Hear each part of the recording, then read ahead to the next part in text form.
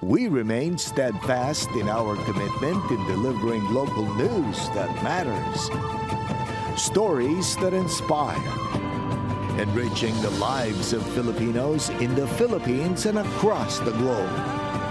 This is your GMA Regional TV. Buong puso para sa Pilipino.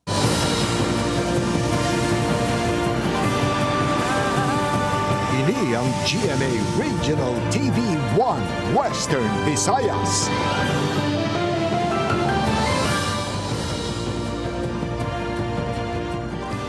Maayong hapon, ini ang 1 Western Visayas, masaligan, sadsaran sang kamatuoran, kag wala sang ginadampigan. Ako si Gertrude Charlatan, live sa GMA Iloilo Station. Magadulong sa inyo sang pinakadako kag komprehensibo nga mga balita sa Kabisayan na katungdan. Ako si Aileen Pedreso, live diri sa GMA Bacolod Station.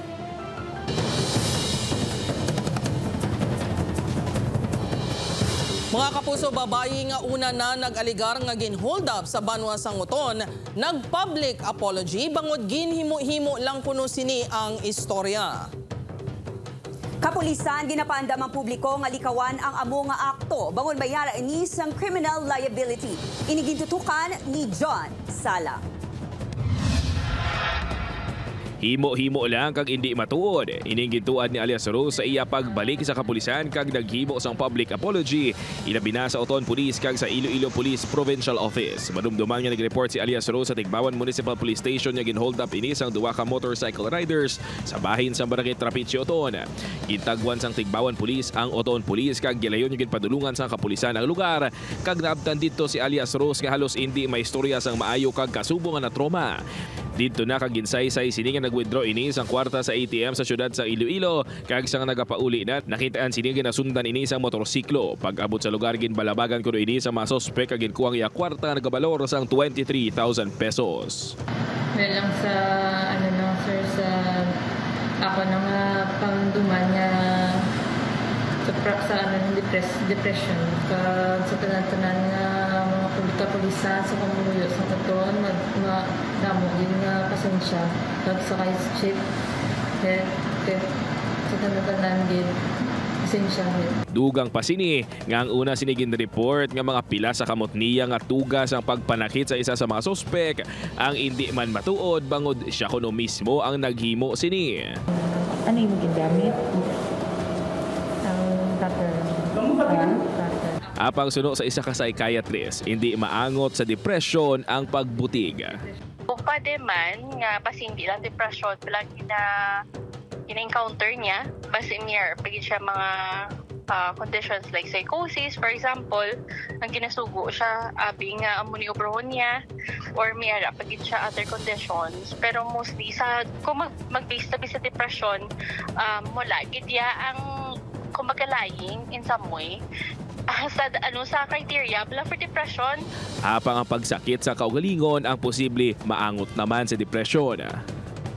Pwede ko nung self-harm, sir, kung for example, niisip niya do wala na siya pulos or do ka worthless sa iya. Iya nga makaobra siya sa mga pinagi para masakit yung kaugalingon niya. Hindi na magpasaka pa ang kasong IPPO kaguton MPS batok sa babayi. Apang pagklaro ni IPPO Director Colonel Rolando Palomo, may criminal liability ang kasubong sining akto. Nagpanawagan naman si Dr. Deveza sa publiko. Ngalikawan na ang pagbash kag ang pagpakalain kay alias Rose kag sa baylo. Mangin mahinalungon sa mga ginakomentar sa social media. John Sala, 1 Western Visayas. Panday ginkastigo sa hidablo sa iya live-in partner sa Talisay City. Biktima na sa puwan nga wala na sang kabuhi pila ka oras pagkatapos ang pagpangastigo. Yaring balita nga atong gintutukan. Hindi gihapon mabato ni Alma nga wala na ang iya live-in partner nga si Alden De Leon, 59 anyos. Si De Leon ang ginapahayagin kastigo sa hinablos mismo ni Alma nga si Jesus Palma Jr., 19 anyos, sa sityong Mambucano, Barangay Kabatangan sa Talisay City. Pebrero 6, sang nagtambong ang duha sa isa ka birthday party. Nag-attend sila birthday mga alas 10, mga 10:30. Nag-inaway ang mag-iyo. No? Siyang kadahon na mga 5:45 AM nasa puwan sang live-in partner ang biktima nga may injury si LFI kag si Achin. Aminado si Alma nga nakainom na ang live-in partner sa nag-umpisa ang kumusyon. Wala na kuya kakita, nga ginakbayan niya galing mga ako nga banang, yung dala sa gwa, ang nakakita, ang akong pakaisa. Ang akong pakaisa nakita, nga ginawa kastigo yan na yung bana ko kaya na. Amo to nga kadtuan sa nga gintambagan. Aminado ang suspect nga nakainuman ini.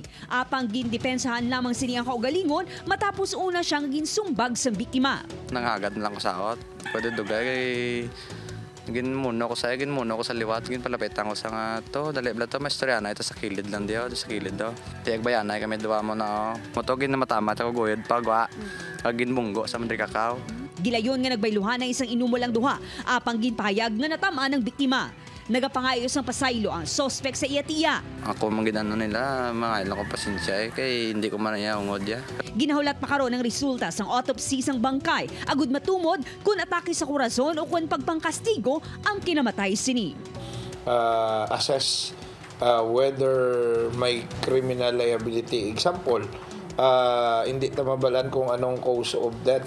It might be kung na-cardiac arrest to siya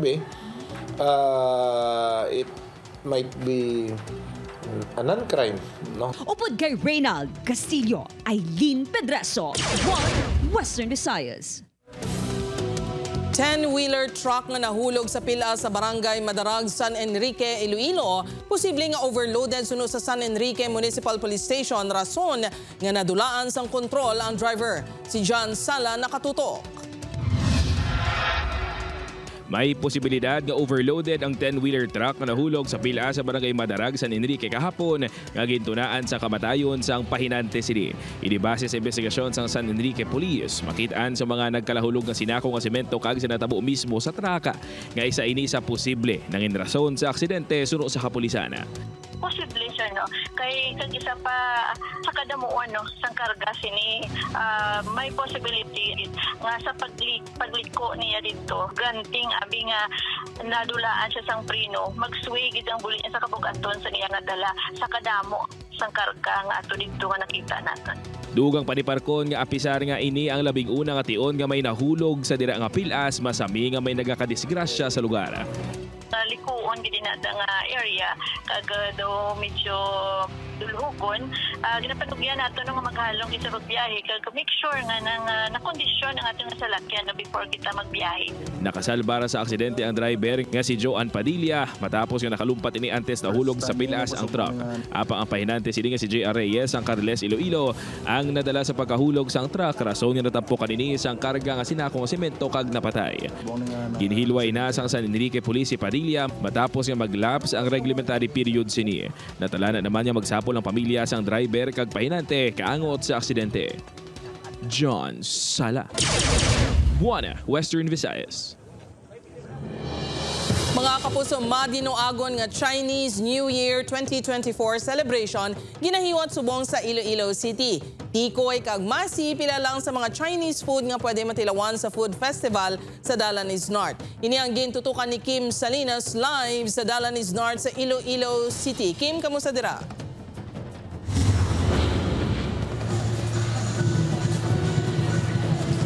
Sinyi Kwaila.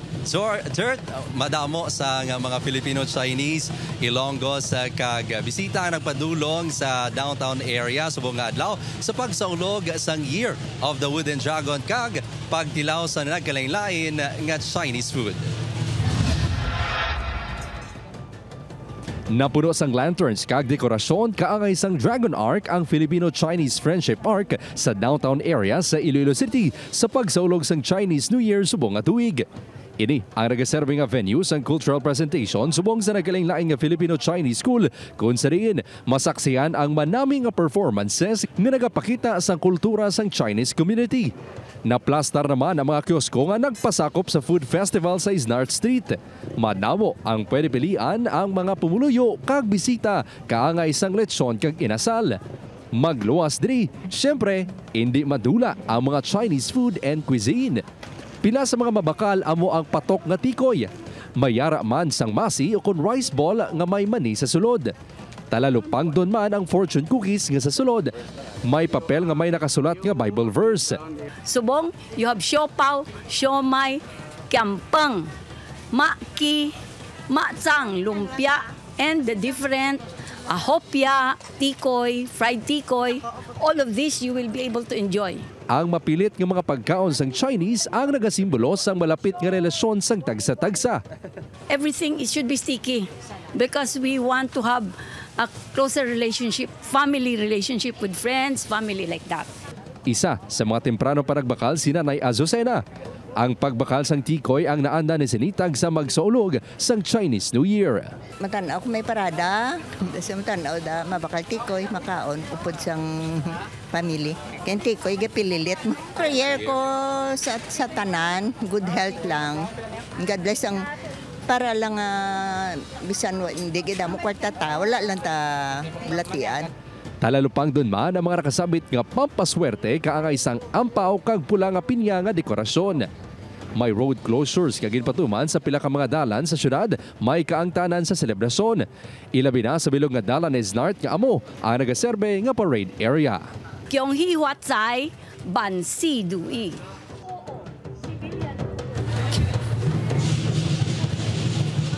Jert, subong diri sa Chinatown, padayon pa sa gihapon ang pag-abot sa mga nagpasakop sa Grand Parade kaina o kung subong nga hapon nga nagsugod sa Iloilo Provincial Capitol. Kung makita sa likod as of this time no nga naga-perform sang Dragon kag Lion Dance. Ini ang kabahin sang programa nga highlight karon amo ang cultural show sang 4 ka Filipino-Chinese schools diri sa syudad sang Iloilo. Balantayan man ang puppet show kag magatakop ang programa paagi sa fireworks display. Zert, Kong Hei Fatsoy. Kong hiwat say madamogid nga salamat kapuso Kim Salinas. Grass kag agricultural fire incident sa Negros Occidental naglabot na sa masobra 90 subong nga tuig. Pagpanutod ginapanawagan sa BFP nga likawan subong nga tig-ilinet. Ini ang balita nga aton gintutukan. Naglabot na sa masobra 90 ka insidente sa grass kag agricultural fire ang na-record sa probinsya sa Negros Occidental sa una pa lang nga quarter sang tuig 2024 sunod sa Bureau of Fire Protection. Kalabanan sa mga insidente sang sunog ang masami na galuntad sa mga talamnan kag mga hasyenda sa probinsya. Sunod sa BFP, Negros Occidental, magluwas sa pagsunog sa mga laya nga dahon kag mga pananom, kaangay sang tubo. Ginatanaw man nga rason ang tuman kainit sang panahon nga ginahalinan sang kalayo. Subong ang isa namon nga ginatanaw is tungod sa aton panahon, arata sa El Nino, grabing init. Bangod madasig ang paglaptas ng kalayo, ilabi na kung makusog ang hangin. Pagpanghangkat, sunod sa BFP ang pagresponde, ilabi na sa kabukiran. Gani ang mangunguma nga si Moore. Apisan nga naandal ang pagpanutod sang talamnan. Ginabantayan gid sinisang maayo. Nawanan gid maayo tapos na dalaan tubig kung magkuan lang kalayo mo lapta. Panandong ka tubig. Base sa RA 9003, ginadumilian ang open burning o kung pagpanutod. Gani ginarekomenda sa Talisay City Environment and Natural Resources o kung SENRO nga magkudkot sang duta nga mahimo ibutang ang laya kag dunot nga mga basura sa baylo nga magtutod.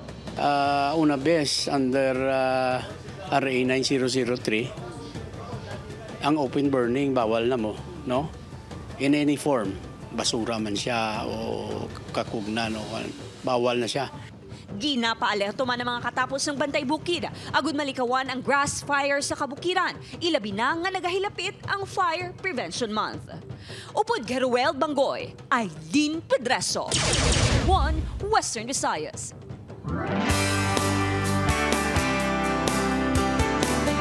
Kapuso Bloodletting Day subong nga adlaw ginbuylugan sa mga Ilonggo kag Bacolodnon.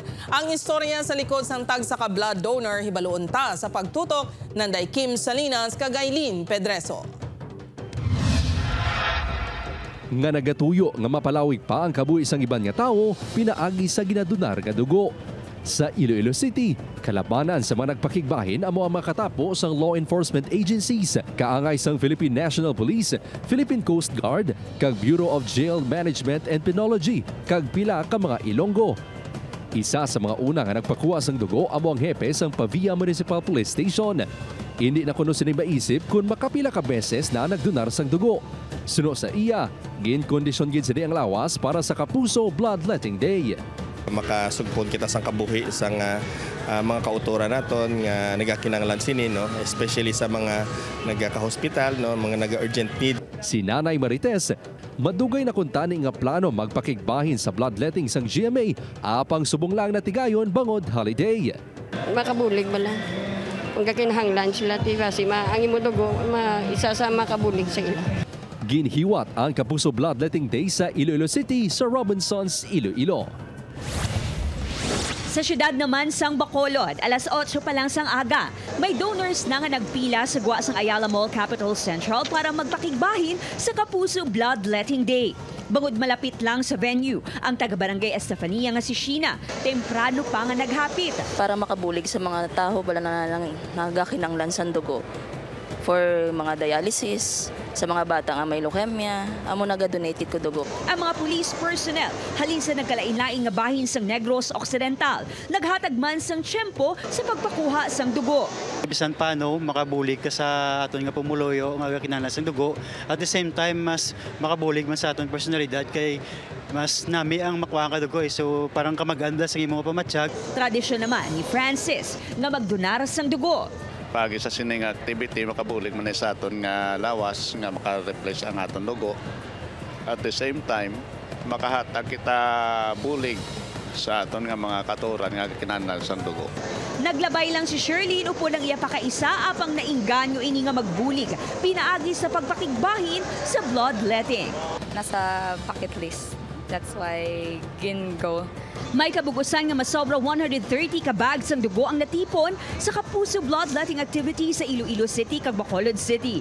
Sa tanan nga nagpakigbahin sa Kapuso Bloodletting Day, madamo gid nga salamat halin sa GMA Regional TV. Aileen Pedraso, Kim Salinas, 1 Western Visayas.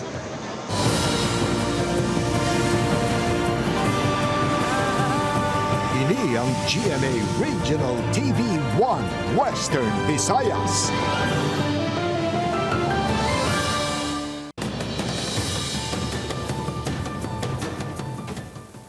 Para sa dugang nga balita, Kapuso, ready ka na bala para malabot ang imo career goals?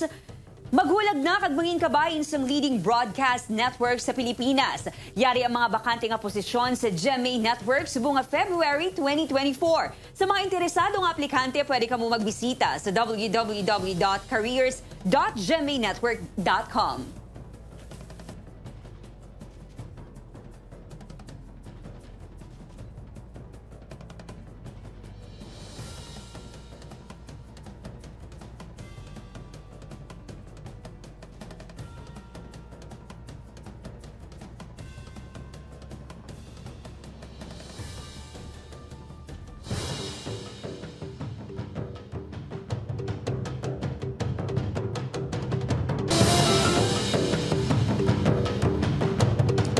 Kapuso, supply sang itlog sa mga merkado sa Iloilo bastante.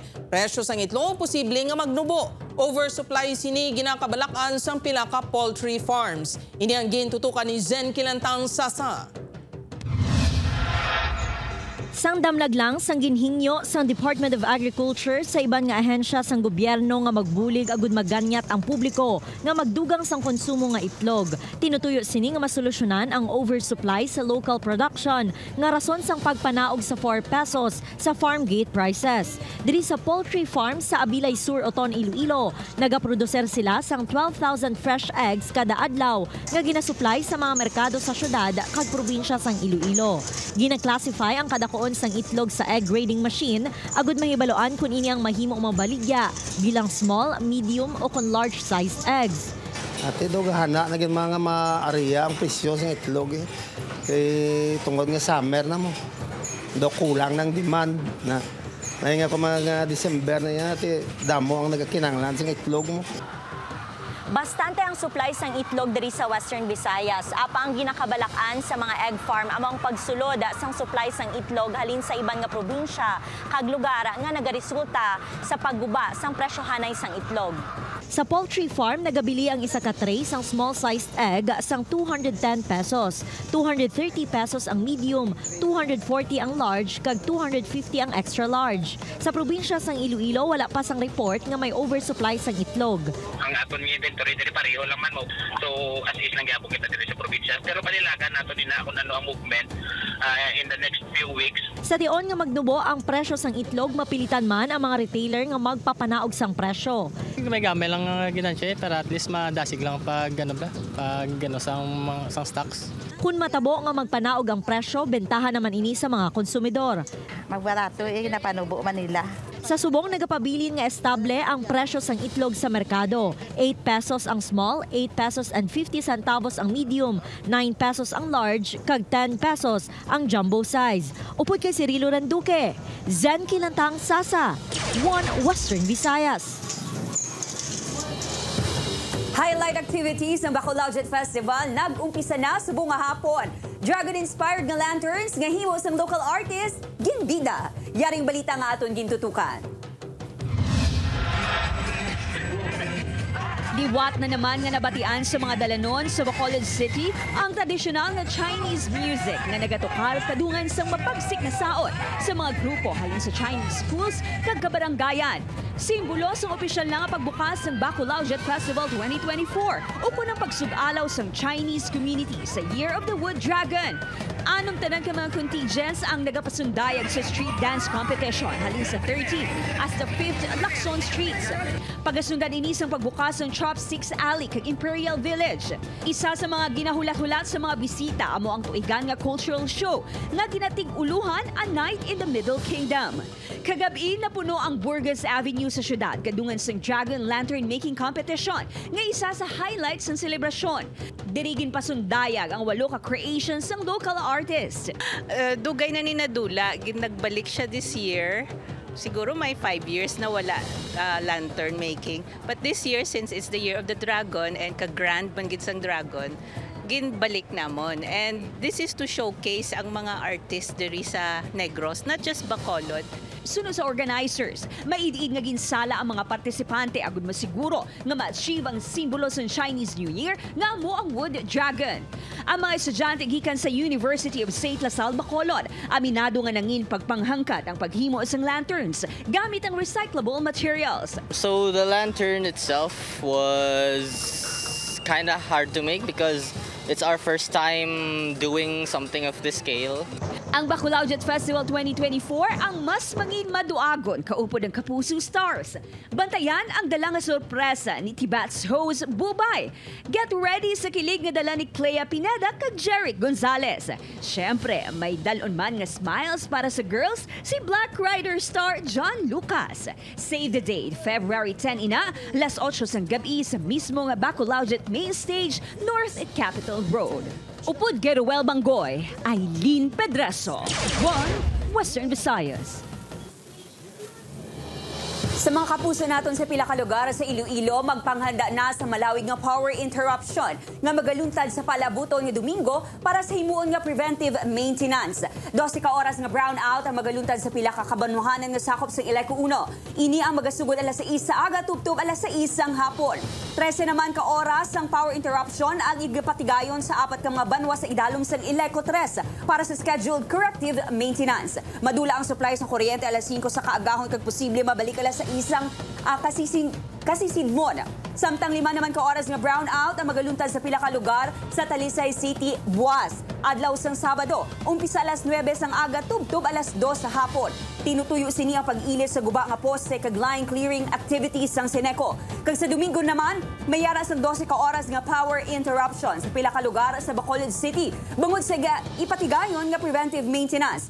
Apektado o apekto sini ang Sumag substation. Ini ang magasugod alas 6 sa aga, tubtob alas 6 sa Kasisidmon.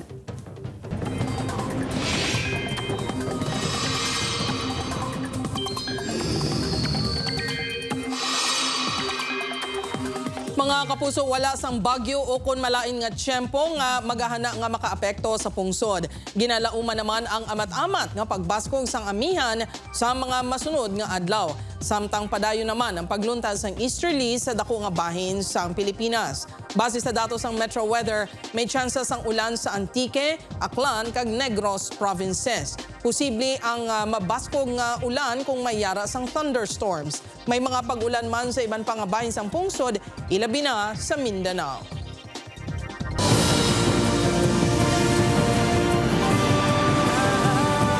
Ini ang GMA Regional TV 1 Western Visayas.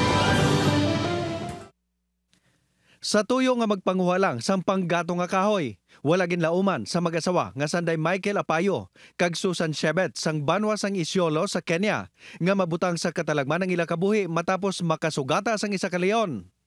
Una nga ginatake sang leon si Shebet. Sang nakapalagyo ini, si Apayo naman ang gindumog sang leon. Nakaluwas ang duha matapos ginlampusan ni Shebet ang mga sapat. Gilayon nga gindala sa ospital ang mag-asawa para mabulong ang ila kasamaran nga naangkon. Panawagan sang pumuluyo sa Kenyan Wildfire Service, tinguhaan nga mapahilayo sa ila komunidad ang kasapatan. Sa kataason nga 7.19 meters, ginkilala sang Guinness World Records bilang pinakamataas nga matchstick model sang Eiffel Tower, ang obra sang 47 anyos nga Frenchman nga si Richard Claude. Gamit ang kapin 700,000 kapalitos ang posporo, kag 23 ka kilos ang glue. Ang tower ang gintukod ni Claude sa sulod sang 8 ka tuig. Ini ang yan natapos sang December 27, 2023 sa ika-1 kagatos nga anibersaryo sang tower nga ginhimo sang architect nga si Gustave Eiffel. Nalapawan sang obra ni Claude ang record nga nahimo sang matchstick Eiffel Tower sang Lebanese nga si Tawfiq Daher sang 2009 nga may kataason nga 6.53 meters. Julius Bilacaol, 1 Western Visayas.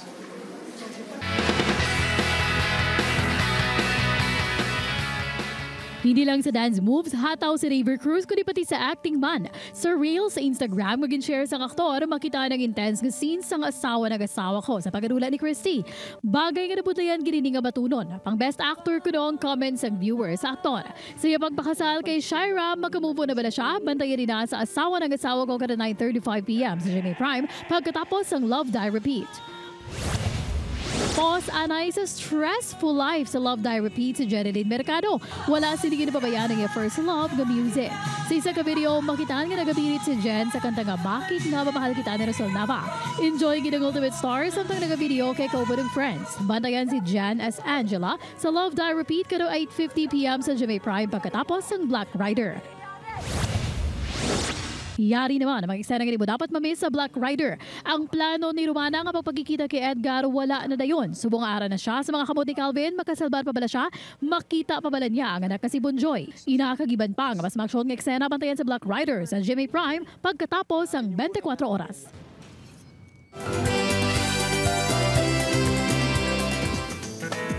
Bago nga bulan, may panibag-uman nga fiesta mga kapuso. Magtutukgid bungod dalon nato ng kasadya sa 11th Dinagyaw sa Tablas Festival upod kay Mamang Pokwang kag sakas ng makiling nga Sunday El Villanueva, Derek Monasterio kag TJ Marquez sa Kapuso Fiesta. Sa February 11 na inalas 8 sa gabi sa Kanduni Sports Center sa Kanduni, Negros Occidental. Gani, kita-kits soon mga kapuso!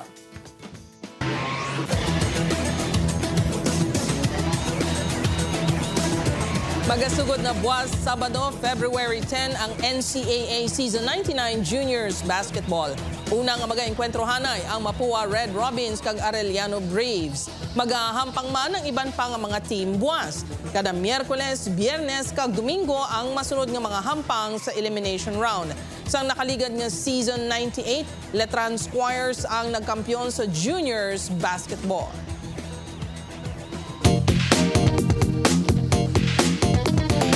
Lamig o init? Para sa akong sir is lamig, sir. Eh, malamig ganyan kaya kay kang init, init manulo, sir. Kay mas nami ang lamig ya bala, hindi ka bala ma-dry lips, then mainitan, mabalhasan. Subong nga timpo, abi, nga February, nga lamig. Kay nanlamig rin tanang kanimo.